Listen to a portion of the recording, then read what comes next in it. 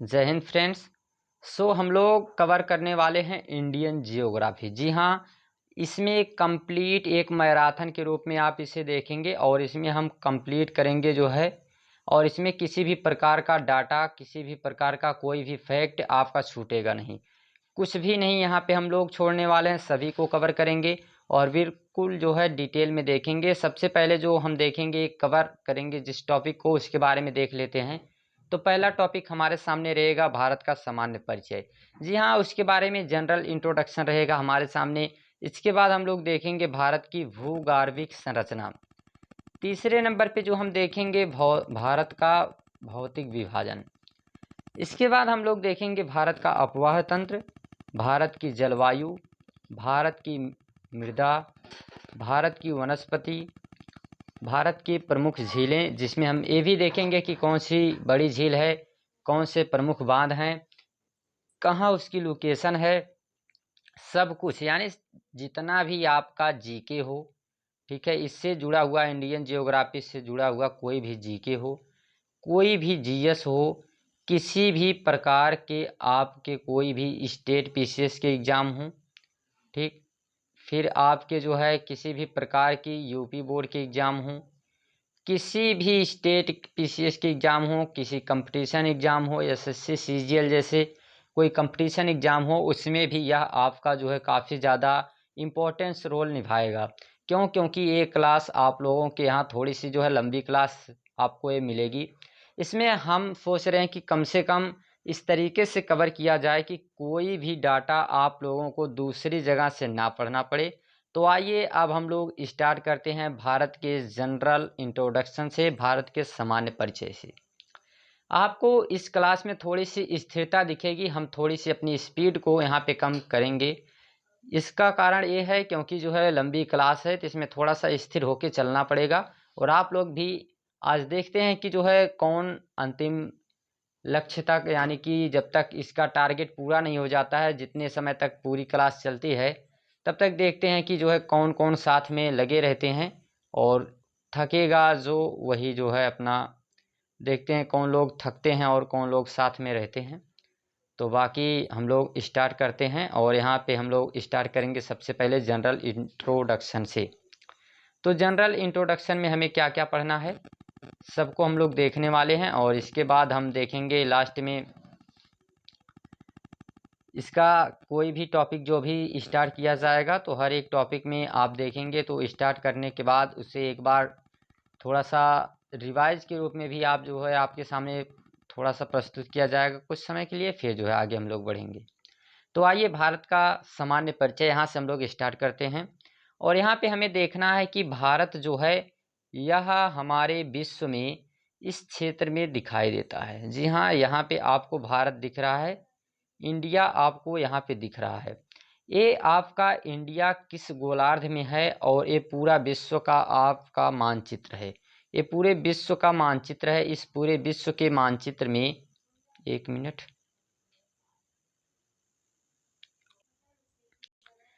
इस पूरे विश्व के मानचित्र में आप देखेंगे तो भारत किस गोलार्ध में स्थित है। क्या ये पूरी पृथ्वी के पूर्वी भाग में स्थित है, पश्चिमी भाग में स्थित है, सब कुछ हम देखने वाले हैं। तो सबसे पहले यह 0 डिग्री यहाँ पे है, हमारी 0 डिग्री, और 1 0 डिग्री हमारे यहाँ पे है। अब हम देखेंगे कि ये 0 डिग्री दो हम दिखा रहे हैं, इसका क्या रीज़न है। तो सबसे पहले आपको बता दें कि यहाँ पे 1 0 डिग्री आपके सामने जो दिख रही है, इसे हम लोग कहेंगे इक्वेटर कहते हैं। यानी यह आपकी अक्षांश रेखा है, जिसे हम विषुवत रेखा के नाम से जानते हैं। यह अक्षांश रेखा है, विषुवत वृत्त इसे कहते हैं। दूसरी हमारे सामने आती है जिसे हम लोग देशांतर कहते हैं, 0 डिग्री देशांतर, या प्राइम मेरिडियन भी इसे कहा जाता है, 0 डिग्री देशांतर भी कहा जाता है। तो ये दो ऐसी 0 डिग्री पर खींची गई रेखाएं हैं। बाकी टोटल अक्षांश और देशांतर इसी तरीके से हम जब फिजिकल जियोग्राफी देखेंगे तो वहाँ पे कवर करेंगे। बाकी आपको बता देते हैं, इस समय जब इसको स्टार्ट ही किए हैं तो इसमें आपको बता देते हैं कि जितनी भी रेखाएं यहाँ पे आपके सामने पैरेलल हैं यानी समांतर हैं, इन रेखाओं को हम लोग कहते हैं अक्षांश। और जितनी भी रेखाएं आपकी यहाँ पे लंबवत हैं, इन्हीं रेखाओं को हम कहते हैं देशांतर। ठीक है, तो जितनी भी रेखा आपके सामने समांतर रेखाएं हैं उन्हें हम कहते हैं अक्षांश, और जितनी भी रेखाएं यहाँ पे लंबवत रेखाएं हैं इनको हम कहते हैं देशांतर। इसमें सभी रेखाओं को नहीं पढ़ना पड़ता है, इसमें जितनी भी रेखाओं को पढ़ना है, यदि आप अभी जो है नहीं देखे हैं तो हमारे इसी चैनल पे कई वीडियो पड़े हुए हैं आपको फिजिकल ज्योग्राफी से लेके, जैसे अक्षांश, देशांतर, ऐसे टॉपिक आप डाल के जो है वहाँ पे देख सकते हैं। इसी चैनल पे अभी सर्च बॉक्स में इतना ज़्यादा तो आता नहीं, लेकिन फिर भी जो है आप वहाँ पे देख सकते हैं। प्ले लिस्ट बनी हुई है फिजिकल जियोग्राफी की भी कंप्लीट प्ले लिस्ट बनी हुई है। काफ़ी सारे वीडियो आप लोगों को जियोग्राफी में मिल जाएंगे। बाकी हम चर्चा करने वाले हैं आज इंडियन जियोग्राफी के बारे में। तो यहाँ हम देखेंगे हमारा भारत जिस गोलार्ध में है वो गोलार्ध कौन सा है, आइए देखते हैं। तो यहाँ पे हम आपको बता दें कि ये 0 डिग्री है, और 0 डिग्री के ऊपर के क्षेत्र को, जी हाँ, इसके ऊपर जो भी क्षेत्र रहेगा इसे हम कहते हैं उत्तरी गोलार्ध। ठीक, इसे हम उत्तरी गोलार्ध के नाम से जानेंगे। और इसके जितना भी नीचे का क्षेत्र रहेगा, ठीक है, तो इसे हम लोग दक्षिणी गोलार्ध के नाम से जानते हैं। ये हमारा दक्षिणी गोलार्ध है, और ऊपर की तरफ जो है ये हमारा उत्तरी गोलार्ध है। अब आपको बता दें कि इसी के साथ यहाँ से एक 0 डिग्री जाती है, और इस 0 डिग्री के इधर का जो भी आपको क्षेत्र दिख रहा है, इस क्षेत्र को हम कहते हैं पूर्वी गोलार्ध। ठीक, इसे हम पूर्वी गोलार्ध के नाम से जानते हैं। और इस क्षेत्र के जो भी जो है इस साइड का क्षेत्र होता है, इसे हम कहते हैं पश्चिमी गोलार्ध। अब हम इनको देखते हैं पूरी तरीके से डिटेल में भी, ऐसे इतना ही नहीं, अभी हम इनको देखने भी वाले हैं। तो पूरे देखिए यहाँ पे जो है 7 महाद्वीप हैं, जिनको आगे हम लोग देखते हैं थोड़ा सा। ठीक है, अभी आगे चलते हैं। यहाँ पे अब हम देखते हैं, अब हम लोग देखते हैं कि यहाँ पे हमारे सामने 7 महाद्वीप हैं। ठीक है, 7 महाद्वीप, जैसा कि आप लोगों को ऑफलाइन क्लास में हमने कई बार बताया। ठीक है, तो काफ़ी सारे बच्चे अभी ऑफलाइन वाले जुड़े हुए हैं, तो उनको हमने बताया कि यहाँ पे जैसे 7 महाद्वीप होते हैं, और उन 7 महाद्वीपों में कौन कौन से हैं हमारे सामने। तो जैसे यहाँ पे आप देख सकते हैं एशिया, फिर इसके बाद उत्तर अमेरिका, दक्षिण America, Europe, Africa, Australia, Antarctica. जी हाँ, ये 7 आपके महाद्वीप हैं, ये 7 आपके महाद्वीप हैं। ठीक है, जिनके बारे में हम आपके सामने बता रहे हैं, 7 आपके महाद्वीप हैं। एशिया, उत्तरी अमेरिका, दक्षिणी America, Africa, Europe, Australia, Antarctica. क्या सर ये हमें याद होना चाहिए? जी बिल्कुल, ये आपको, यदि आप इंडियन ज्योग्राफी पढ़ रहे हैं तो ये आपको हमेशा याद होना चाहिए। और इतना तो छोटे बच्चों को भी पता होता है, क्लास 6-7 के जो स्टूडेंट होते हैं, तो आपको भी ये पता होना चाहिए। ये 7 महाद्वीप हैं, और इनको आपको जो है इनका नाम और इनकी लोकेशन एक रफली आइडिया आपके सामने होना चाहिए। इसके बाद जब हम लोग देख रहे हैं महाद्वीप के बारे में, तो इसी के साथ हम लोग महासागर के बारे में भी देख लेते हैं। तो पहला महासागर आता है प्रशांत महासागर, दूसरा हिंद महासागर, तीसरा अटलांटिक महासागर, और चौथे नंबर पे जो यहाँ पे आता है दक्षिण महासागर, जिसे लिखा नहीं गया है। यहाँ पे आपका आता है आर्कटिक महासागर। तो 5 महासागर हैं और 7 महाद्वीप हैं। यहाँ पे महासागर के लिए आपको एक ट्रिक है, पैसा। ठीक, PAISA, इससे आप पैसे से प्रशांत महासागर, अटलांटिक महासागर, हिंद महासागर, दक्षिण महासागर, आर्कटिक महासागर, तो 5 महासागरों के नाम आप इस ट्रिक से याद कर सकते हैं, जिसे हमने नाम दिया पैसा।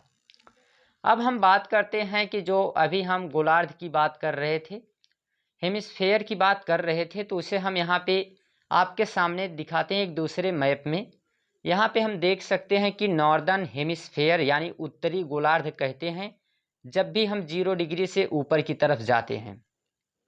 लेकिन जैसे ही हम 0 डिग्री से नीचे की तरफ जाते हैं तो यहाँ पे हम इसे सदर्न हेमिस्फेयर कहते हैं, दक्षिणी गोलार्ध कहते हैं। ठीक है, हेमिस्फेयर का मतलब यहाँ पे गोलार्ध होता है हमेशा, तो यहाँ पे हम कहेंगे कि ये दक्षिणी गोलार्ध है और यहाँ पे हम इसे कहेंगे कि ये उत्तरी गोलार्ध है। लेकिन इस 0 डिग्री से जब भी हम इस साइड जाते हैं तो हम कहते हैं कि ईस्टर्न हेमिस्फेयर है यानी पूर्वी गोलार्ध, और इस क्षेत्र में हम देखते हैं तो इसे हम कहते हैं कि पश्चिमी गोलार्ध है। तो 4 हेमिस्फेयर में 4 गोलार्ध में इसे बांटा गया है और हमारा इंडिया जो है वो यहाँ पे स्थित है। तो इस कारण से हम कहेंगे कि हमारा इंडिया ईस्टर्न, ठीक है, यानी कि यहाँ पे आप देख सकते हैं तो नॉर्थ ईस्ट, ठीक है, नॉर्थ ईस्ट यानी कि उत्तर पूर्वी कहें या फिर आप नॉर्थ ईस्ट कह सकते हैं। तो नॉर्थ ईस्ट हेमिस्फेयर में हमारा इंडिया स्थित है यानी उत्तर पूर्वी गोलार्ध में भारत स्थित है जी। अब आगे चलते हैं और अब हम बात करते हैं भारत के नामकरण पर। जी हाँ, भारत के नामकरण पर क्यों बात कर रहे हैं, क्योंकि हमें ये पता होना चाहिए कि आखिर हमारे भारत के जो कई नामों की चर्चा कई जगह की जाती है और कई लोग इस पे अलग अलग लोग जो है अलग अलग नामों को लेके विवाद करते हैं, कई बार ये झगड़े का कारण भी बनता है।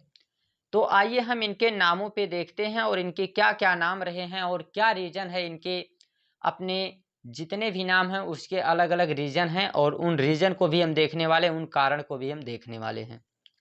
तो आइए सबसे पहले हम बात करते हैं भारत के नाम में आर्यवर्त। जी हाँ, ये आर्यवृत नहीं रहेगा, आर्यवर्त रहेगा, यहाँ पे थोड़ी सी मिस्टेक है, तो यहाँ पे रहना चाहिए आर्यवर्त।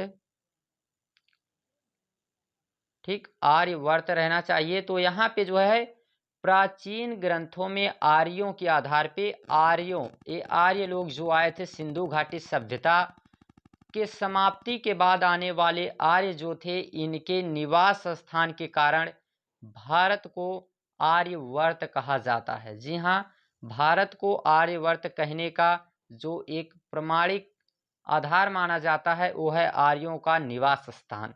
तो आर्यों के निवास स्थान के आधार पर भारत को आर्यवर्त कहा जाता है। ये इसके पहले नाम की बात हुई है। अभी इसके हम 5 नामों में चर्चा करने वाले हैं, जिसमें ये पहला नाम आपका आर्यवर्त है। दूसरा हम जम्बूद्वीप को देखेंगे, जम्बूद्वीप के बाद हम इंडिया भी देखेंगे, हिंदुस्तान भी देखेंगे और भारत भी देखेंगे। तो आइए अब हम लोग देखते हैं जम्बूद्वीप, और जम्बूद्वीप क्यों जो है इसका नाम पड़ा है और किस भारत की बात इसमें की जाती है। तो प्राचीन काल में उत्तर भारत का तत्कालिक भाग जम्बूद्वीप कहलाता था। जम्बूद्वीप हम पूरे भारत को नहीं कहते थे, बल्कि हम जो है यहाँ पे इस भारत को जम्बूद्वीप कहते थे। जी हाँ, भारत का ये क्षेत्र आपका जम्बूद्वीप कहलाता था। इस समय दक्षिण भारत की चर्चा उस तरीके से नहीं थी जिस तरीके से उत्तर भारत का जो है हम लोग जिक्र करते थे, उत्तर भारत की चर्चा किया करते थे। यहाँ पे आप जानते हैं कि किसी भी प्रकार का मैप हमें बनाने में थोड़ी सी प्रॉब्लम इसमें होगी। बाकी आपके सामने हम बोर्ड पर इसलिए इसको नहीं लेकर आए हैं क्योंकि बोर्ड पे आने का मतलब फिर आपके कई डाटा छूटने के चांसेस बनते थे और समय का जो है इस समय काफ़ी ज़्यादा हमारे पास शॉर्टेज चल रहा है, मतलब थोड़ी सी कमी है। तो इस कारण से जो है आपके सामने इससे हमें ज़्यादा ना तो एडिटिंग करना पड़ेगा और ना ही इसमें थोड़ा सा जो है आप लोगों के सामने जैसे किसी भी प्रकार का जैसे अपलोडिंग करने में काफ़ी समय लगता है, तो इस तरीके से काफ़ी आसानी से हम कर सकते हैं। तो ये आपके सामने इस जम्बूद्वीप की बात हो रही है, इसे हम लोग जम्बूद्वीप के नाम से जानते हैं, ना कि इस पूरे भारत की। तो यहाँ पे हम कहेंगे जम्बूद्वीप, यानी जो तात्कालिक भाग की बात हुई तो उस समय इसी भारत को हम लोग जम्बूद्वीप कहते थे, जिसका उल्लेख पौराणिक धार्मिक ग्रंथों में मिला हुआ है। ठीक है, ये कई धार्मिक ग्रंथों में मिला हुआ है और इसमें जैसे हम आपको बताएं कि हाथी गुम्फा, ठीक है, हाथी गुम्फा हो गया, ठीक है, तो इस तरीके से कई ऐसे अभिलेख हैं जहाँ पे जो है इसकी चर्चा की गई है।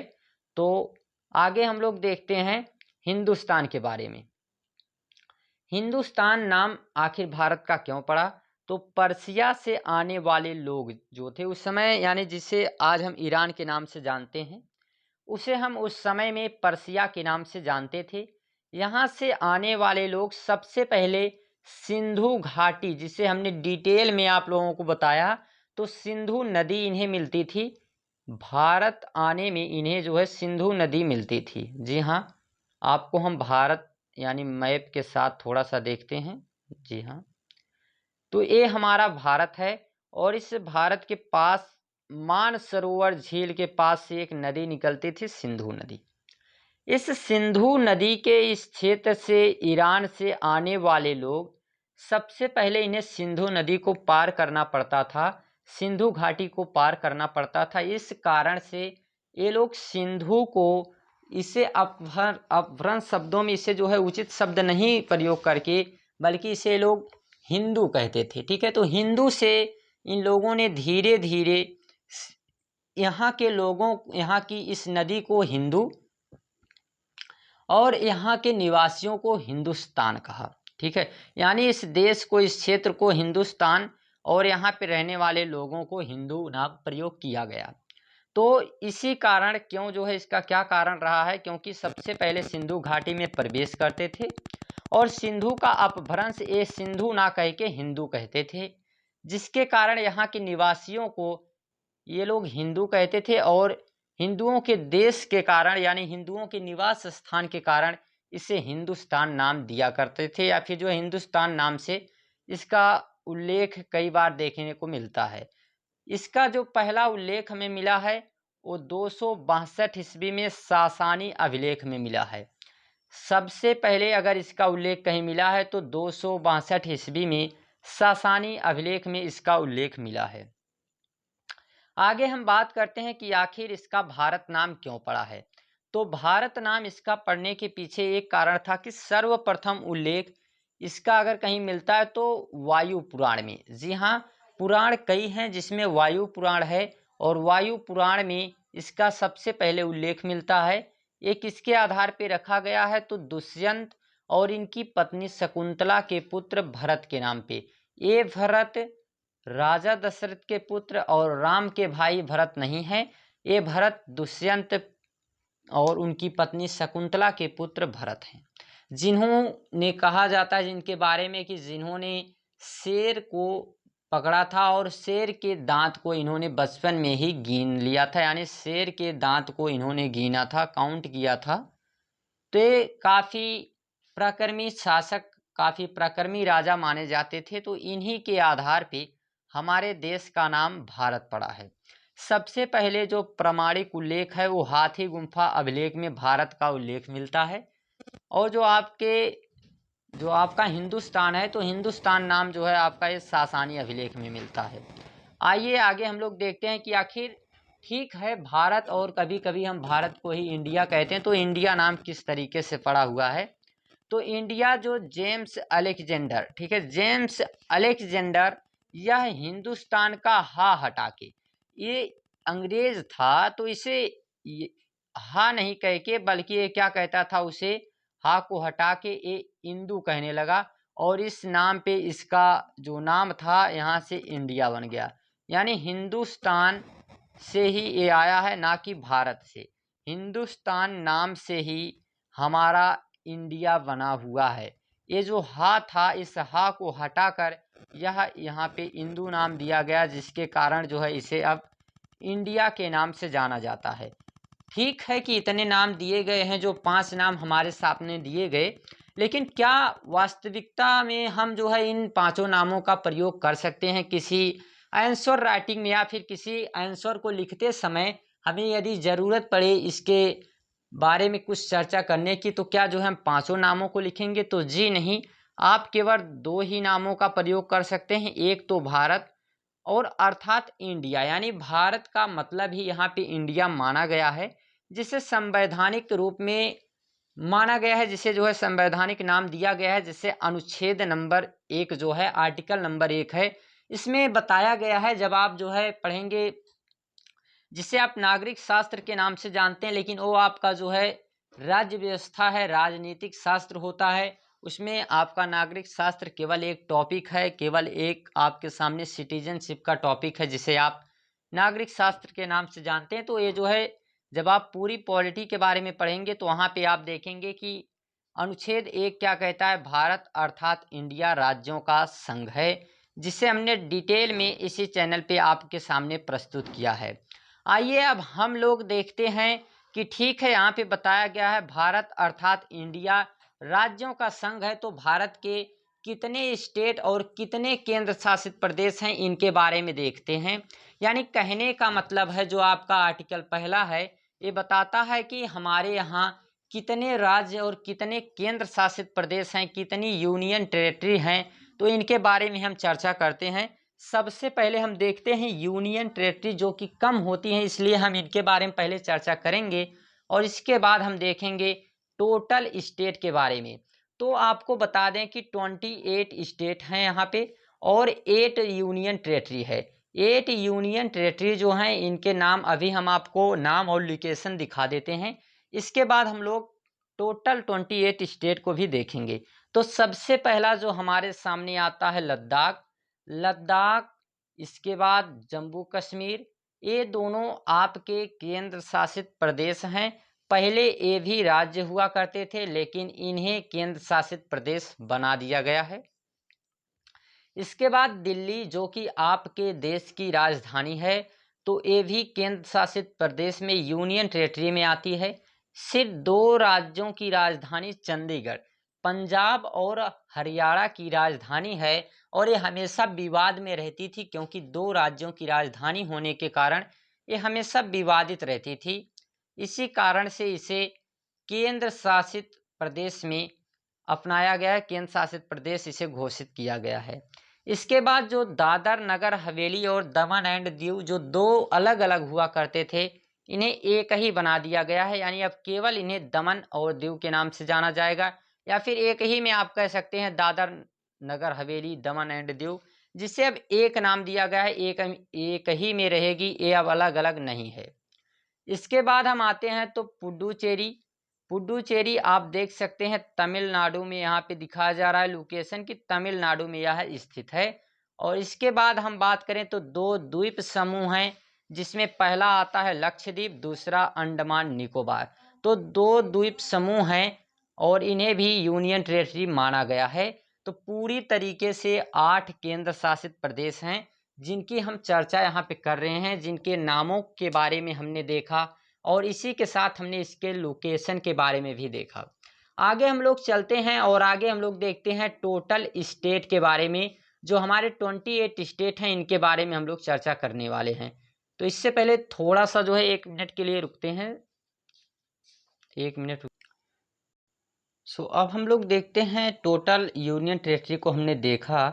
अब हम देखते हैं यहाँ पे जितने भी हमारे स्टेट हैं, ठीक है, और 28 स्टेट हैं, इनकी लोकेशन देखेंगे, इनके नाम को देखेंगे, इनकी कैपिटल को देखेंगे। जी हाँ, आपको हमने वहाँ पे जब बताया थोड़ा सा यूनियन टेरिटरी के समय, 1 मिनट रुकिएगा, यूनियन टेरिटरी पे हमने आपको बताया बट इनकी जो है हमने थोड़ा सा आपके सामने कैपिटल नहीं बताया।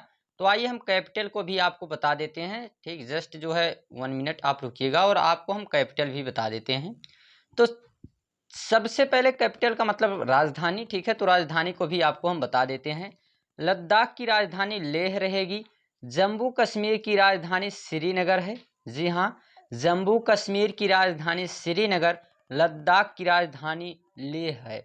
लेकिन दिल्ली की कोई भी कैपिटल नहीं है क्योंकि दिल्ली स्वयं एक कैपिटल है, वो भी हमारे पूरे देश की कैपिटल है, तो इसलिए उसकी कोई भी कैपिटल नहीं है। इसी तरह से चंडीगढ़ भी कोई जो है इसकी कैपिटल नहीं है क्योंकि चंडीगढ़ स्वयं एक कैपिटल है। इसके बाद अगर दादर नगर हवेली की बात करें तो इसकी भी कोई भी कैपिटल इस तरीके से नहीं दी गई है, यानी जो है इसकी कोई भी कैपिटल यहाँ पे नहीं बताई गई है।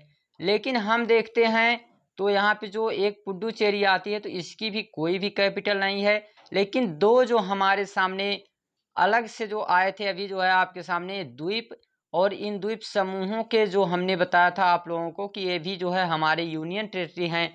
तो इनकी कौन सी कैपिटल है, तो पोर्ट ब्लेयर है अंडमान निकोबार की, और कवरत्ती जो है, ठीक है, कवरत्ती या फिर कवरत्ती आप कह सकते हैं, ये जो है आपकी कैपिटल है लक्षद्वीप की, यानी जिसे जो है पहले लक्षद्वीप मिनिकॉय दोनों नाम से जाना जाता था, लेकिन लक्षद्वीप के नाम से जो है आप कह सकते हैं इसे।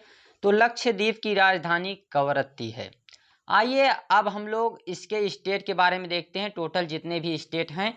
तो सबसे पहला स्टेट अब हमारा जो उत्तर की तरफ रहेगा वो रहेगा हिमाचल प्रदेश।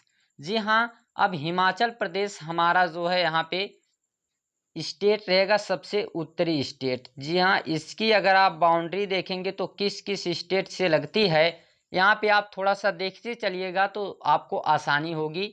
ये आपको जो है कई एग्जाम में पूछा जाता है, तो इसमें भी आप लोगों को थोड़ी सी दिक्कत नहीं होगी। अगर हम देख ही रहे हैं तो पूरी तरीके से हर एक चीज़ को देखते चलते हैं, कवर करते चलते हैं, ताकि किसी भी प्रकार का कुछ भी हमें एक्स्ट्रा इसमें ना ही एफर्ट करना पड़े। तो आइए सबसे पहले हिमाचल प्रदेश जो है आप इसमें देख सकते हैं, इसकी राजधानी शिमला है। हिमाचल प्रदेश की राजधानी शिमला है। जाने दीजिए, इसको जो है हम डिटेल में थोड़ा सा बाद में ही चर्चा करेंगे, इसलिए क्योंकि हम चाहते हैं अभी जब मैप की क्लास आएगी आपके सामने, इंडियन मैप की, तो उसमें हर एक स्टेट के बारे में डिटेल में चर्चा किया जाएगा। इसमें तो केवल आपके सामने अगर इस तरीके से अभी हम बताना चाहेंगे तो केवल जो है वही बता सकते हैं जो आपके सामने केवल बाउंड्री ही बता सकते हैं। तो इससे अच्छा अभी रहने ही दीजिए इसे, इसे हम देखेंगे जब मैप देखेंगे इंडिया का, तो इसमें डिटेल में चर्चा हम लोग करेंगे। आगे हम लोग देखते हैं तो दूसरे नंबर पे जो आता है हमारा स्टेट वो है पंजाब। ठीक है, उत्तर की तरफ जो दूसरे नंबर पे आता है पंजाब, और पंजाब की राजधानी और हरियाणा। पंजाब और हरियाणा दोनों की राजधानी एक ही है, जिसे हम जानते हैं चंडीगढ़ के नाम से। इसके बाद हम लोग चलते हैं आगे, तो आप देख सकते हैं उत्तराखंड, और जिसकी राजधानी देहरादून। तो अभी तक हमने 4 स्टेट देखा, हिमाचल प्रदेश, पंजाब, हरियाणा, उत्तराखंड। इसके बाद राजस्थान है, और जिसकी राजधानी जयपुर है। राजस्थान की राजधानी जयपुर है। यहाँ पे थार का मरुस्थल पाया जाता है, थार रेगिस्तान यहाँ पे पाया जाता है। तो यहाँ पे एक नदी भी होती है जो काफ़ी छोटी नदी है, और वो सूख जाती है, इसे लूनी रिवर के नाम से जाना जाता है। इसके बाद हम लोग देखते हैं तो उत्तर प्रदेश, और उत्तर प्रदेश की राजधानी लखनऊ है। उत्तर प्रदेश की राजधानी लखनऊ है। उत्तर प्रदेश पूरी तरीके से सबसे अधिक जनसंख्या वाला स्टेट है, लेकिन सबसे अधिक क्षेत्रफल वाला यदि कोई स्टेट है तो आपका राजस्थान है। लेकिन जनसंख्या की दृष्टि से पहले नंबर पे उत्तर प्रदेश आता है, और क्षेत्रफल की दृष्टि से पहले नंबर पे राजस्थान आता है। क्षेत्रफल की दृष्टि से राजस्थान, और जनसंख्या की दृष्टि से उत्तर प्रदेश। इसके बाद हम लोग आगे बढ़ते हैं, तो आप जो है इस तरीके से याद करते चलिएगा, राजस्थान के बाद गुजरात को। और गुजरात में आप देखेंगे तो इसकी राजधानी की अगर बात करें तो गांधीनगर, और गांधीनगर यहाँ की राजधानी है। और यहीं पे आपको जो है मिलेंगे अलग अलग प्रकार के, जैसे हमने जो है सिंधु घाटी सभ्यता में भी देखा था लोथल, ऐसे कई बंदरगाह मिलेंगे यहाँ। रण आप कच्छ भी आपको मिलेगा, ठीक है, ये रण आप कच्छ है, ठीक। फिर यहाँ पे खंभात की खाड़ी है। तो अलग अलग प्रकार के यहाँ पे जो है काफ़ी ज़्यादा इसका इम्पोर्टेंस रोल रहता है। बाकी जब हम इंडियन मैप देखेंगे तो इसके बारे में डिटेल चर्चा हम लोग करने वाले हैं। आगे चलते हैं हम लोग, तो आगे हम लोग देखते हैं यहाँ पे मध्य प्रदेश है, जिसकी राजधानी भोपाल है। और फिर इसके नीचे आते हैं तो महाराष्ट्र। महाराष्ट्र की राजधानी मुंबई। मुंबई के नीचे चलते हैं तो यहाँ पे हम देखेंगे कर्नाटक। और कर्नाटक और महाराष्ट्र के बीच में एक छोटा सा स्टेट आता है जिसे हम गोवा के नाम से जानते हैं, ठीक। तो इसे हम गोवा कहेंगे। और गोवा की राजधानी की अगर बात करें तो पणजी है। गोवा की राजधानी पणजी है, जिसे गोवा के नाम से ही जाना जाता है। यहाँ पे सबसे पहले इंग्लिश मीडियम का स्कूल खुला था, जिसके बारे में हमने आप लोगों को एक बार एक शॉर्ट वीडियो के रूप में इसी चैनल पे हमने प्रोवाइड किया है, उसे आप देख सकते हैं। गोवा में काफ़ी सारे ब्रिज जो है पाए जाते हैं। आगे हम लोग चलते हैं तो कर्नाटक, और जिसकी राजधानी है बेंगलुरु। इसके बाद हम देखते हैं केरल, और केरला में आप देखेंगे तो इसकी राजधानी की अगर बात करें तो तिरुवनंतपुरम है। जी हाँ, राजधानी इसकी तिरुवनंतपुरम है, जो काफ़ी आप देख सकते हैं दक्षिणी क्षेत्र की तरफ है। इसके आगे हम देखते हैं तो यहीं से जो है हम इस तरीके से टर्न आउट होंगे और यहाँ पे हम देखेंगे तमिलनाडु, और तमिलनाडु की राजधानी है, ठीक, तमिलनाडु की यदि राजधानी की हम लोग बात करें तो यहाँ पे हम लोग देखेंगे तो इसकी राजधानी चेन्नई है, ठीक है, तमिलनाडु की राजधानी चेन्नई है, जिसे मद्रास के नाम से भी जाना जाता था। आगे हम लोग चलते हैं आंध्र प्रदेश, जिसे एपी के नाम से जानते हैं हम लोग, एपी शॉर्ट नेम, जिसकी राजधानी अमरावती है।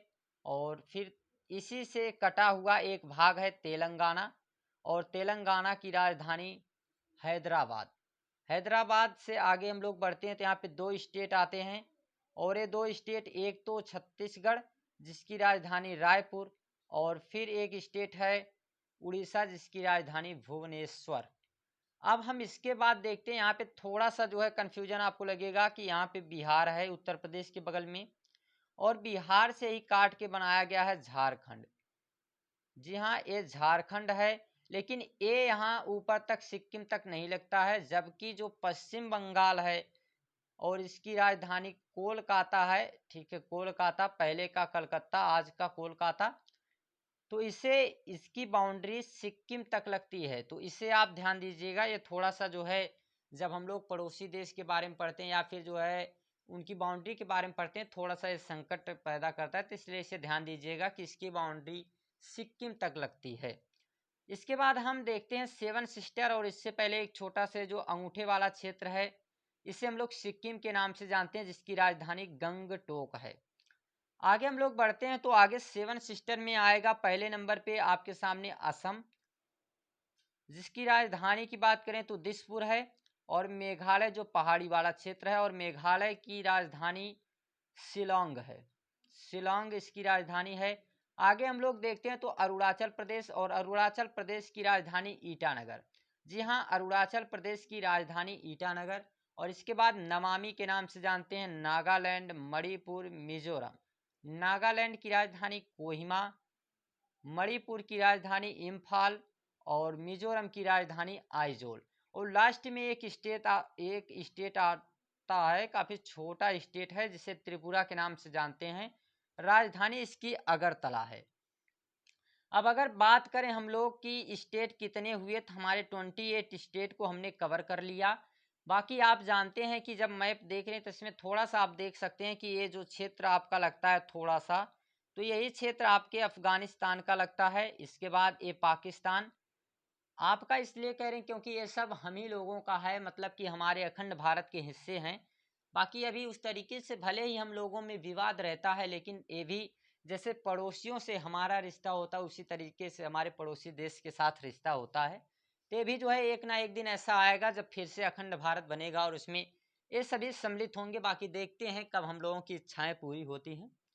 इसके बाद हम देखते हैं ये चाइना है, और चाइना का तिब्बत का पठार है, जहाँ जो है कैलाश माउंटेन यानी शंकर जी का निवास भी माना जाता है। बाकी कितना सच है कितना झूठ है, ये सब आप जो है कमेंट बॉक्स में लिख सकते हैं अपने अपने मत को।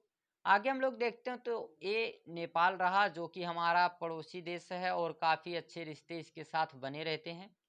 तो ये हमारा नेपाल है। और नेपाल की बाउंड्री की अगर बात करें तो नेपाल की बाउंड्री हमारे सिक्किम के साथ, बिहार के साथ, उत्तर प्रदेश के साथ, उत्तराखंड के साथ लगती है। तो साथ साथ छोटा सा जो है इसका क्षेत्र लगता है पश्चिम बंगाल के साथ भी। फिर एक छोटा सा देश आता है भूटान, जो हमारे स्टेट से भी छोटा होता है, यानी अगर बात करें यूपी से इसकी तुलना की जाए, राजस्थान से की जाए, तो हमारे स्टेट से भी छोटा है, लेकिन वह एक देश है जिसका नाम भूटान है। इसके बाद एक देश आता है जो पूरी तरीके से हमारे भारत से घिरा हुआ है, जिसे बांग्लादेश के नाम से जानते हैं। पहले यह पूर्वी पाकिस्तान हुआ करता था, और अभी भी इसे जो है अब बांग्लादेश के नाम से जाना जाने लगा। और इसके बाद आता है म्यांमार, जिसकी बाउंड्री नागालैंड, मणिपुर, मिजोरम, अरुणाचल प्रदेश के साथ लगती है। इसकी बाउंड्री त्रिपुरा के साथ नहीं लगती है। आगे हम लोग बढ़ते हैं तो आगे हम देखते हैं कि यहाँ पे वे ऑफ बंगाल है, यानी बंगाल की खाड़ी। वे ऑफ बंगाल की खाड़ी में मतलब ये है, थोड़ा सा आप ध्यान दीजिएगा कि यहीं पे सुंदरबन डेल्टा पाया जाता है, जिसके जिक्र हम लोग आगे करने वाले हैं। आइए हम लोग आगे चलते हैं और आगे हम देखते हैं अब यहाँ पे कुछ फैक्ट के बारे में, और क्या क्या फैक्ट देखने हैं हमें और कौन कौन से फैक्ट हमें याद रहने चाहिए, तो इनके बारे में अब हम लोग चर्चा करते हैं। तो यहाँ पे आपको बता दें कि जितने भी फैक्ट आपके सामने रहेंगे, ये फैक्ट आपको कई जगह से रिसर्च के बाद यहाँ पे लाया गया है, तो किसी भी प्रकार की गलती आपको नहीं मिलेगी। 100% प्रयास यही किया गया है।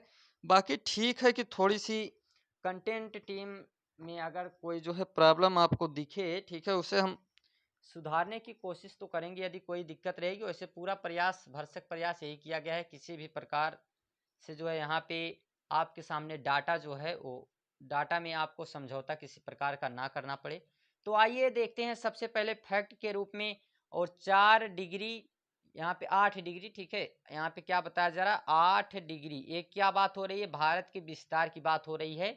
तो 8 डिग्री 4 मिनट से 37 डिग्री 6 मिनट तक उत्तरी अक्षांश तथा 68 डिग्री 7 मिनट से 97 डिग्री 25 मिनट तक पूर्वी देशांतर के मध्य। कहने का क्या मतलब है, सिंपल सा मतलब है। आइए हम लोग देख लेते हैं। ये रहा हमारा भारत, ठीक, ये हमारा भारत है। तो इस भारत में हम देखेंगे कि यहाँ से 8 डिग्री 4 मिनट की लाइन पास होती है। 8 डिग्री 4 मिनट, ठीक है, इसे हम मिनट के नाम से जानते हैं। तो 1 मिनट का मतलब होता है 60 मिनट। यदि जो है 60 मिनट, 1 डिग्री बराबर 60 मिनट होता है, ठीक, 1 डिग्री बराबर 60 मिनट। तो इस तरीके से जो है ये जो डिग्री है, और डिग्री का मतलब ये होता है कि टोटल हमारी पृथ्वी में जो 360 लाइनें खींची गई हैं, ठीक है, 180 इस तरीके से, तो वृत्त है। लेकिन जो है जब हम बात करेंगे कि अगर उस तरीके से अगर हम देखना चाहें तो एक एक डिग्री पे जो लाइनें खींची गई हैं, तो हम देखेंगे तो ये टोटल जो है 360 लाइनें हैं। तो उसी तरीके से जो है इसे कहा जाता है कि 8 डिग्री 4 मिनट उत्तर से। जी हाँ, ये उत्तरी गोलार्ध में है, इसलिए हम इसे उत्तर से कहेंगे। तो उत्तरी गोलार्ध में है, तो उत्तरी गोलार्ध 8 डिग्री 4 मिनट से कहाँ तक फैला हुआ है, तो ये फैला हुआ है 37 डिग्री 6 मिनट तक। जी हाँ, 37 डिग्री 6 मिनट तक। उत्तर से उत्तर हम इसलिए कहते हैं क्योंकि ये उत्तरी गोलार्ध से उत्तरी गोलार्ध में ही है। इसके नीचे 0 डिग्री पास होती है, तो इसके ऊपर का जो भी क्षेत्र रहेगा इसे हम उत्तरी गोलार्ध ही कहेंगे। इस कारण से हम इसे कहते हैं कि उत्तर से उत्तर की तरफ इसका विस्तार जो है वो 8 डिग्री 4 मिनट से लेकर 37 डिग्री 6 मिनट तक है। इसके बाद अगर हम बात करें तो यह पूर्व की तरफ है, ठीक है, ये पूरा आपका गोलार्ध, तो यहाँ पे भारत है। तो उत्तर से उत्तर की तरफ ये 68, यहाँ पे आप देखेंगे जो पूर्व से पूर्व की तरफ है, तो 68 डिग्री 7 मिनट से 97 डिग्री 25 मिनट तक। लेकिन जब हम बात करेंगे उत्तर से उत्तर की तरफ, तो हम देखेंगे यहाँ पे 8 डिग्री 4 मिनट से 37 डिग्री 6 मिनट तक, 37 डिग्री 6 मिनट तक। लेकिन जब हम देखेंगे यहाँ से, अब इसको थोड़ा सा अलग एक मैप में हम आपको दिखाना चाहते हैं, ठीक, यहाँ पे ये आपका रहा पूरा जो है उत्तरी और दक्षिणी गोलार्ध। ये मतलब कि एक दिशा बांटने का सिस्टम है। तो ये नीचे की तरफ आप देखेंगे, इधर रहेगा दक्षिणी गोलार्ध, ऊपर की तरफ उत्तरी गोलार्ध, पूर्व की तरफ पूर्वी गोलार्ध, इस साइड में यानी पूर्वी गोलार्ध, और इस साइड में आप देखेंगे तो पश्चिमी गोलार्ध। तो हमारा भारत जो स्थित है, भारत हमारा यहाँ पे स्थित है, और भारत के यहाँ स्थित होने के कारण हम कहेंगे कि जो हमारा विस्तार है वो 8 डिग्री 4 मिनट यहाँ से लेके, ठीक है, यानी कि इस क्षेत्र से, इस स्थान से 8 डिग्री 4 मिनट से 37 डिग्री 6 मिनट तक, और 68 डिग्री 7 मिनट से 97 डिग्री 25 मिनट तक, ठीक है। तो इस तरीके से इसका विस्तार है। इसी कारण से हम कहते हैं उत्तर से उत्तर की तरफ, और फिर हम कहते हैं पूर्व से पूर्व की तरफ। इसीलिए हम बल्कि ये नहीं कहते कि जो है उत्तर से दक्षिण। इसका कारण यही है क्योंकि ये पूरी तरीके से उत्तर पूर्वी गोलार्ध में है।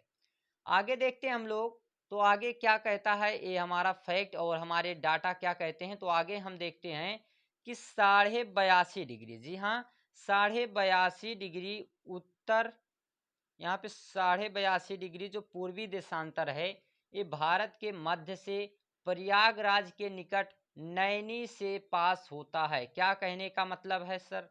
मतलब बस सिंपल सा है, मतलब यही है कि ये जो आपके सामने एक काल्पनिक रेखा दिख रही है, इसी रेखा को हम कहते हैं 82.5 डिग्री की लाइन। ठीक है, ये 82.5 डिग्री देशांतर लाइन है जो हमारे भारत में मानक समय रेखा है। क्या होता है मानक समय रेखा? तो मानक समय रेखा कुछ भी नहीं है, बस सिंपल सी बात है कि जिसे हम मानते हैं कि यही हमारे देश का उचित समय माना जाएगा। ठीक है, यानी यहाँ पे सूर्य का उदय होता है पहले और यहाँ पे सूर्य का उदय होता है बाद में। यहाँ से यहाँ तक 2 घंटे का समय लगता है। इस कारण हमने यहाँ से थोड़ा-सा अधिक बढ़ा के और यहाँ से कम करके इसे जो है हमने बना दिया है यहाँ पे, जिसे अगर मान के चलिए यहाँ पे 7 बजे सूर्य उगता है और यहाँ पे 9 बजे, तो हमने यहाँ पे 8 बजे जो है एक टाइम डिसाइड किया कि इधर से 1 घंटा एक्स्ट्रा और इधर से 1 घंटा पहले, ताकि पूरे देश में एक ही समय रहे। इसीलिए इस मानक समय रेखा को बनाया गया है और यहाँ पे 5 राज्यों से होके गुजरती है। कौन-कौन से 5 राज्य हैं? तो आप एक ट्रिक याद कर सकते हैं, ओमुच। ठीक है, ओमुच से आप एक ट्रिक याद कर सकते हैं। उड़ीसा, मध्य प्रदेश, उत्तर प्रदेश, छत्तीसगढ़ और आंध्र प्रदेश। आइए इनको देखते हैं हम लोग। तो इनके नाम भी आपके सामने लिखे गए हैं, उत्तर प्रदेश, मध्य प्रदेश, छत्तीसगढ़, उड़ीसा और आंध्र प्रदेश। तो 5 ऐसे राज्य हैं जहां से होके हमारी मानक समय रेखा गुजरती है। मानक समय ग्रीनविच से 5.5 घंटे आगे होती है। क्यों? क्योंकि उसे हम डिटेल में देखेंगे जब पढ़ेंगे पृथ्वी की गतियां।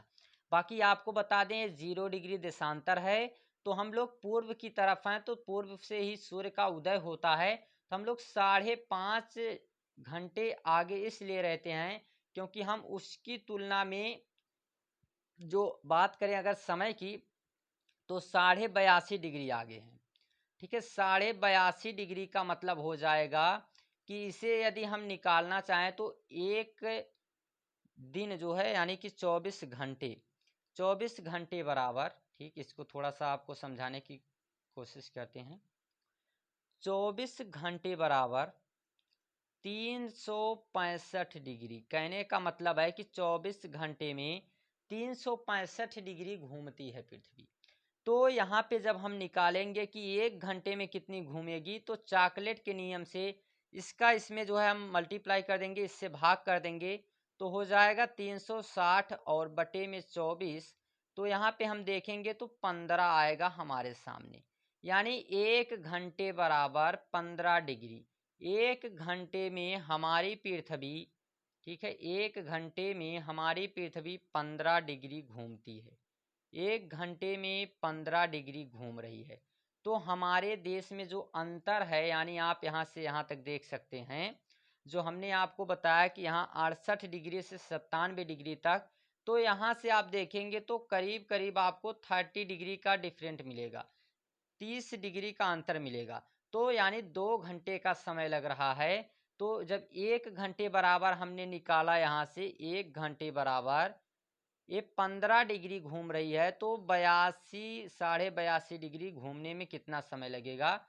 तो 82 को यदि हम मल्टीप्लाई यानी कि डिवाइड करेंगे, मल्टीप्लाई नहीं, इसको यदि हम डिवाइड करते हैं, और किससे डिवाइड करेंगे? तो इसे हम डिवाइड करेंगे 15 से, क्योंकि 1 घंटे में कितना समय, कितनी डिग्री घूम रही है? 15 डिग्री। तो यहाँ से हम देखेंगे ये जाएगा आपका 5 बार, ठीक है, यानी 15 पचे 75। तो यहाँ पे आपके सामने आएगा 7, और फिर 7 का जो है यहाँ पे हम 7 का मतलब इसका जो है 7 1/2, यानी कि 7.5, और 7.5 दूना होता है 15, तो इसका भी हम आधा लिख सकते हैं। तो यहाँ पे हम लिख देंगे 5.5 घंटे। ठीक है, तो इसी कारण से हम 5.5 घंटे आगे रहते हैं ग्रीनविच टाइम से। आइए अब हम लोग आगे चलते हैं। तो आगे हमारे सामने फैक्ट है,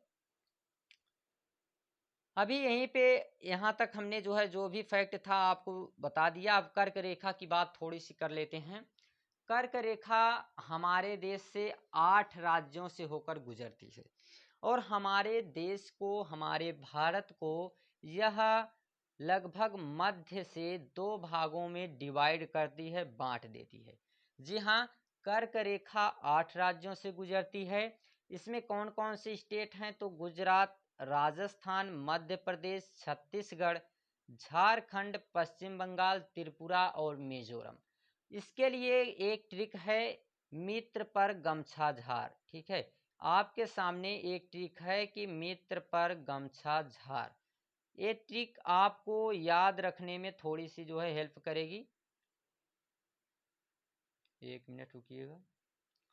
ये ट्रिक आपको याद करने का प्रयास कराएगी जो भी स्टेट हैं।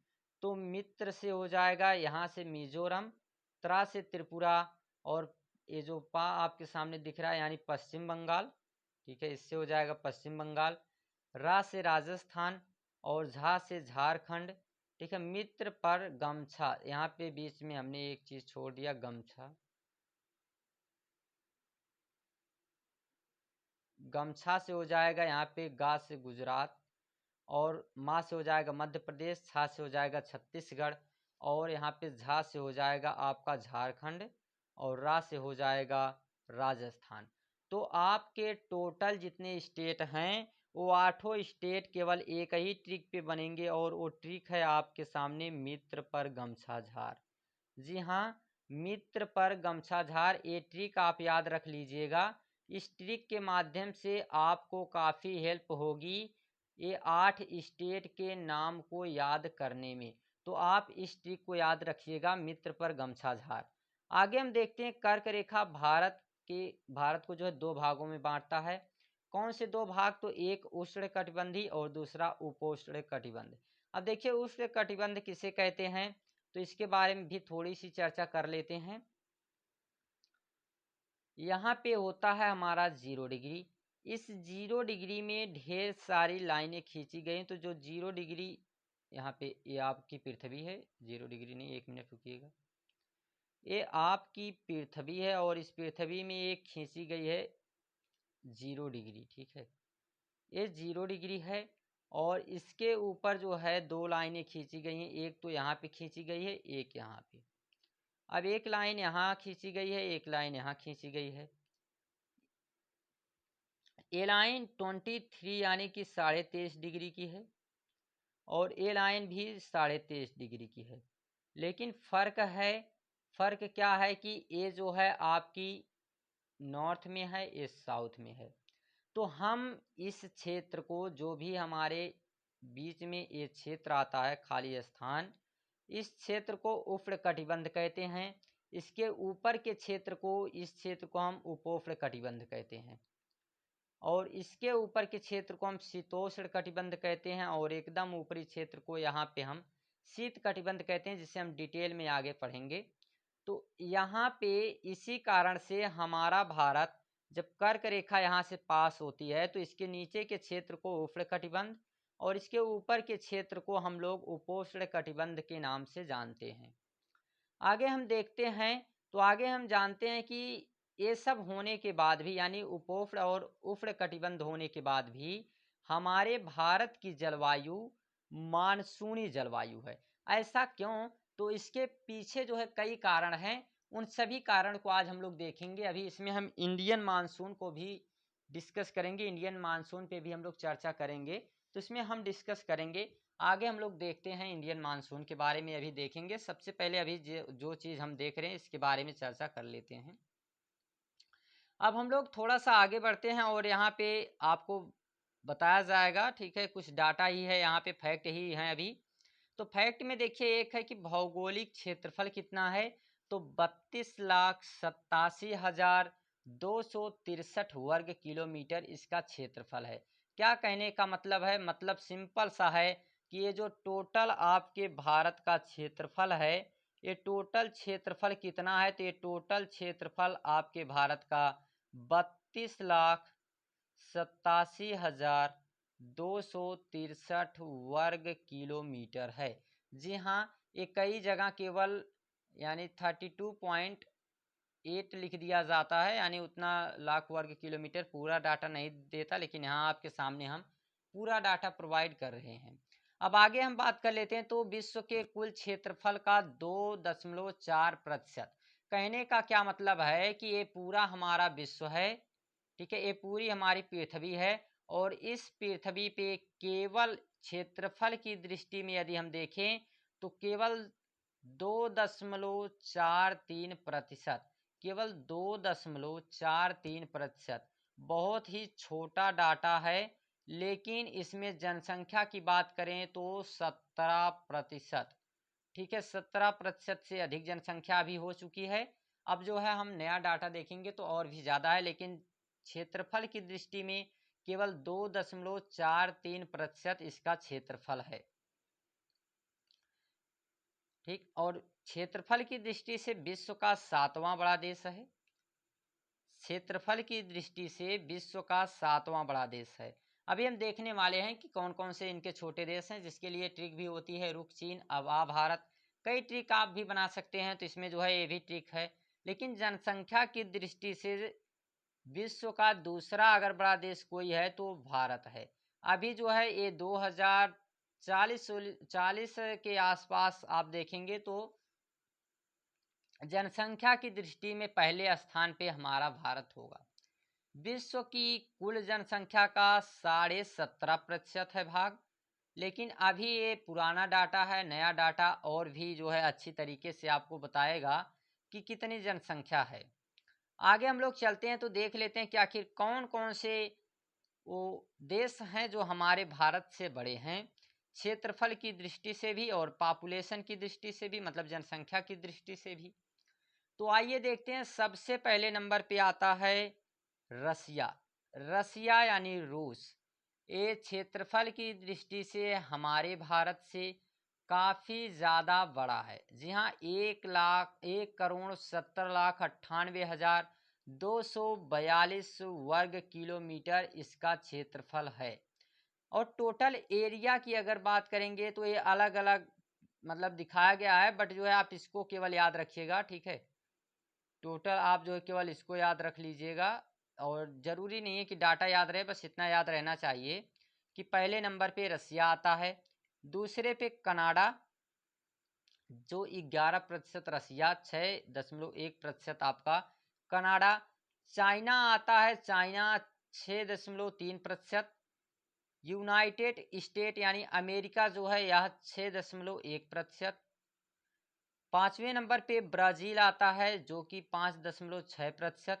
छठवें नंबर पे ऑस्ट्रेलिया आता है। जी हाँ, ऑस्ट्रेलिया भारत से क्षेत्रफल की दृष्टि में बड़ा है, लेकिन यदि जनसंख्या की दृष्टि से बात करें तो हम देखेंगे केवल अकेला भारत भी उससे कई गुना ज़्यादा बड़ा है, कई गुना ज़्यादा। इसलिए करें क्योंकि भारत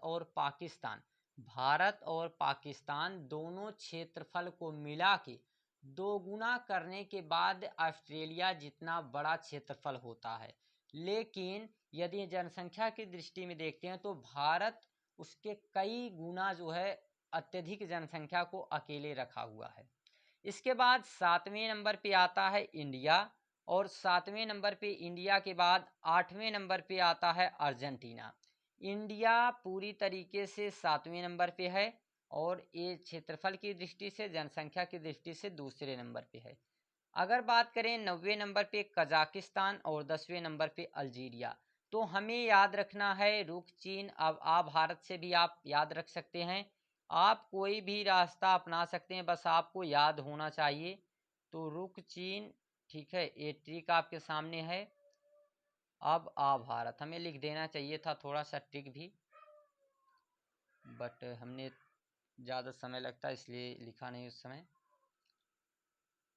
जबकि इससे कम ही समय लगता। तो रुख चीन अब आ भारत का मतलब है रूस, कनाडा, चीन, अमेरिका, ब्राज़ील, ऑस्ट्रेलिया और भारत। और बाद में आप जानते हैं कि नाइजीरिया है, कजाकिस्तान है और अल्जीरिया है। तो इस तरीके से जो है आपके सामने हमने जो है रखा। अर्जेंटीना, कजाकिस्तान और अल्जीरिया, हमने शायद नाइजीरिया कह दिया होगा, बट अर्जेंटीना है 8वें नंबर पे। तो इस तरीके से 10 सबसे बड़े क्षेत्रफल वाले देश हैं। अब हम लोग देख लेते हैं पॉपुलेशन वाइज कौन से कितने देश हैं जो पॉपुलेशन में जो है इंडिया से छोटे, मतलब उसके आसपास में हैं। और सबसे पहले नंबर पे कौन आता है, तो पहले नंबर पे चाइना है। चाइना की अगर जनसंख्या की बात करें तो ये 144 करोड़ है और भारत की 140 करोड़ है। ये पॉपुलेशन 2022 और 21 दोनों के डाटा के अनुसार है। हम लोग 21 में 139 थे और ये लोग 21 में भी 144 थे, लेकिन हम 140 हो गए हैं, ये अभी भी 144 ही हैं। इनका जो है ग्रोथ रेट जो है 0.29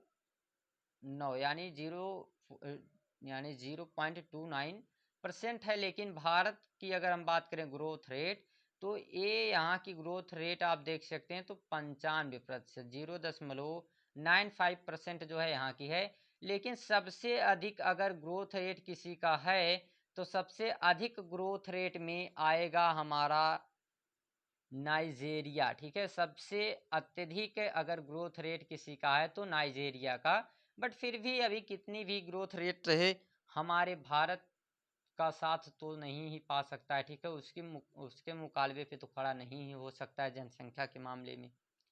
आगे हम लोग देखते हैं तो तीसरे नंबर पे आता है यूनाइटेड स्टेट अमेरिका। फिर इसके बाद हम देखते हैं चौथे नंबर पे आता है इंडोनेशिया, 5वें पे पाकिस्तान, 6वें पे नाइजेरिया, 7वें पे ब्राज़ील, 8वें पे बांग्लादेश, 10वें पे रसिया और 9वें पे रसिया और 10वें पे मैक्सिको। जहां रसिया क्षेत्रफल की दृष्टि से पहले पे था, वहीं अभी जनसंख्या की दृष्टि से 9वें नंबर पे है। जहां भारत क्षेत्रफल की दृष्टि से 7वें नंबर पे था, वही जनसंख्या की दृष्टि से दूसरे नंबर पे है। तो कहने का मतलब है कि अलग अलग क्षेत्र में लोगों की काबिलियत होती है। ठीक है, किसी क्षेत्र में सबकी काबिलियत एक जैसी नहीं होती है। ठीक, तो अभी जैसे जियोग्राफी पढ़ाने का आनंद ही अपना अलग होता है। ठीक है, इसको पढ़ाने में अभी अगर अलग से कहीं ऑफलाइन क्लास में ढेर सारे बच्चे होते और यही टॉपिक किस तरीके से टेक्निकल बोर्ड के सामने पढ़ा रहे होते तो एक अलग ही आनंद होता। बट ठीक है, कोई बात नहीं, जिस भी तरह से पढ़ाना है, बस पढ़ाने से मतलब है, आपको पढ़ने से मतलब है। भारत में सबसे लंबी समुद्री सीमा वाला राज्य, अब देखिए ये भी फैक्ट ही है, इनको भी देखते चलते हैं कि सबसे लंबी समुद्री सीमा वाला कौन सा स्टेट है। तो गुजरात है, जिसकी सीमा लगती है 1215 किलोमीटर। और सबसे कम जलीय सीमा वाला स्टेट है गोवा, जिसकी सीमा लगती है 101 किलोमीटर। आइए इनको देख लेते हैं। तो ये रहा गुजरात, और गुजरात की सीमा 1215 किलोमीटर लगती है जल के साथ। ये पूरा का पूरा आपका पानी है, तो इस जल के साथ जो लगने वाली सीमा है, इसे हम कहेंगे कि ये जलीय सीमा लगती है गुजरात की। और सबसे अधिक जलीय सीमा गुजरात की ही लगती है। सभी स्टेट में सबसे अधिक जलीय सीमा गुजरात की लगती है। और सबसे कम सीमा यदि किसी की लगती है तो गोवा की लगती है। ठीक, सबसे कम गोवा की और सबसे अधिक गुजरात की लगती है 1215 किलोमीटर, जबकि गोवा की लगती है केवल और केवल 101 किलोमीटर। आगे हम लोग देखते हैं तो आगे क्या हमारे सामने डाटा है। तो डाटा आगे हमारा जो है जो कहता है, वो डाटा बताता है हमें कि भारत में सबसे लंबी जलीय सीमा वाला केंद्र शासित प्रदेश कौन सा है। तो अंडमान निकोबार है। जी हाँ, अंडमान निकोबार आपका रहेगा। और इसकी अगर हम लोग बात करें तो 1962 किलोमीटर है, क्योंकि पूरी तरीके से जल से ही घिरा हुआ है। और सबसे कम अगर जलीय सीमा वाला कोई केंद्र शासित प्रदेश लगता है तो दमन और दीव है, जो केवल और केवल 51 किलोमीटर लगता है। आइए इनको भी हम देख लेते हैं मैप के माध्यम से।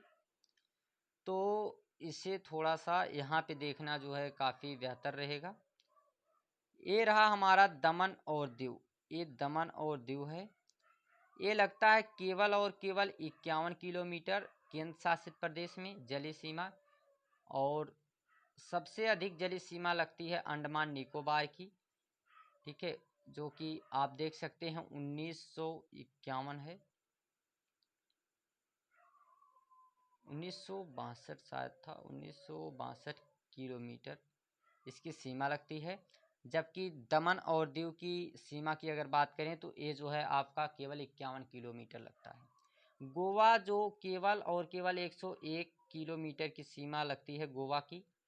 आगे हम लोग देखते हैं, तो आगे हमें देखना क्या है, आगे हम सिंपल सा हमने देख लिया है पूरी तरीके से सब कुछ। बस अब छोटे छोटे डाटा आपके सामने इससे जुड़े हुए, मतलब इससे जुड़े हुए का मतलब है कि सामान्य परिचय में बचे हुए हैं। बाकी आगे हम लोग भूगर्भिक संरचना के बारे में चर्चा करने वाले हैं। तो 1 घंटे का वीडियो आपके सामने ये हो ही चुका है। बाकी देखते हैं कितना लंबा वीडियो ये बनने वाला है।